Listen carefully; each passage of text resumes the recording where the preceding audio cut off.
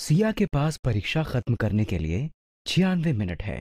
परीक्षा दोपहर 1:59 पर शुरू होगी और 4 बजे सिया को खो खो के अभ्यास के लिए जाना है।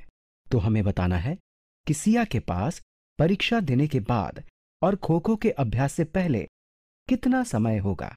चलिए इसे हल करते हैं। तो जैसा कि हम जानते हैं कि परीक्षा 1:59 पर शुरू होगी।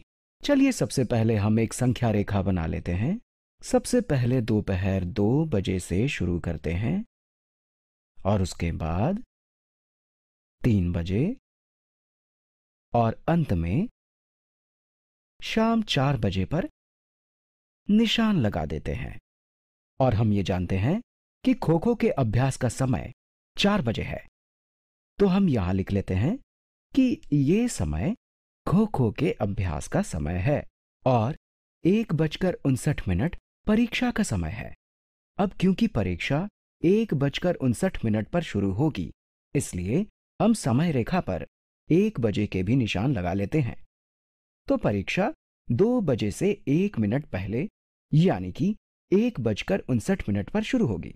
तो ज्ञात है कि 1 घंटे में 60 मिनट होते हैं और 1:59 का मतलब है 2 बजे से 1 मिनट पहले। इसलिए हम यहां 1:59 के लिए निशान लगा देते हैं। तो 2 बजे तक परीक्षा को शुरू हुए 1 मिनट हो जाएगा और ऐसे हमें 96 मिनट तक जाना है। 2 बजे से 3 बजे तक 60 मिनट होते हैं।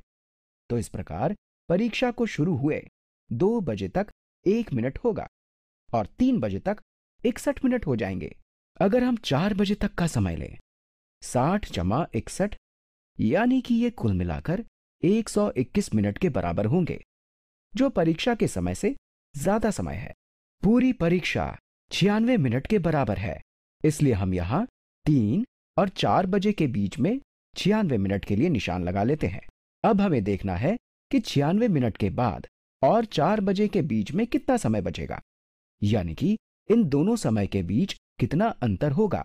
इसे हल करने के लिए हमें परीक्षा शुरू करने के 96 मिनट बाद का समय यानी कि परीक्षा समाप्ति का समय निकालना होगा। हमें पता है कि 3 बजे तक परीक्षा को शुरू हुए 61 मिनट होंगे। तो हमें देखना है कि परीक्षा खत्म होने के लिए कितने मिनट और रह गए हैं। ये होंगे 96 घटा 61 के बराबर, यानी कि 35 मिनट के बाद परीक्षा खत्म हो जाएगी। तो इसका मतलब परीक्षा 3:35 पर समाप्त होगी। अब हमें निकालना है कि 3:35 और 4 बजे के बीच कितना अंतर बचता है। जैसा कि 1 घंटे में 60 मिनट होते हैं, अगर हम 60 में से 35 को घटाएं तो ये 25 मिनट के बराबर होंगे।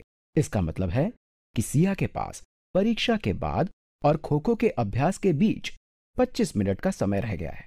एक बार फिर से देख लेते हैं। 1:59 और 2 के बीच 1 मिनट है।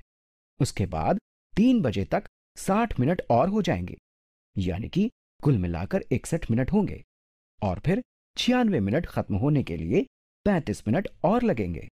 तो समय होगा 3:35, जिसका मतलब हुआ कि 4 बजे तक 25 मिनट बच जाएंगे।